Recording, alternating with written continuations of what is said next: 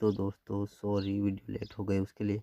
लेकिन दोस्तों कल से अब रेगुलर वीडियो आने वाली है, तो चैनल को सब्सक्राइब कर लेना दोस्तों कुछ प्रॉब्लम आ गई थी, इसके लिए वीडियो लेट हो गई, लेकिन अब इससे वीडियो लेट नहीं होगी। तो आज मैं आपको पे टू अर्न एप्लीकेशन के बारे में बताने वाला हूँ, यानी दोस्तों आप उस एप्लीकेशन से कैसे पैसे कमाने वाले हो, यानी वो बताने वाला हूँ।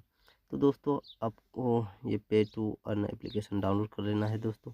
अब दोस्तों इस पे यानी आपको ये रिचार्ज पे 3.5% का कैशबैक देती है। तो सिंपली इसे ओपन करते हैं। ओपन करने के बाद दोस्तों आपको सिंपली यहाँ पे मोबाइल नंबर और ईमेल आईडी डाल के इसमें लॉगिन हो जाना है। मैं वीडियो लंबे ना हो इसके लिए लॉगिन हो चुका है। सिंपली दोस्तों आप यहाँ पे आपको दो तरीके के रिचार्ज मिल जाते हैं, यानी पहला तो मोबाइल रिचार्ज, दूसरा DTH रिचार्ज। तो इन दोनों तरीक़ों से आप बहुत अच्छा कमीशन कमाने वाले हो।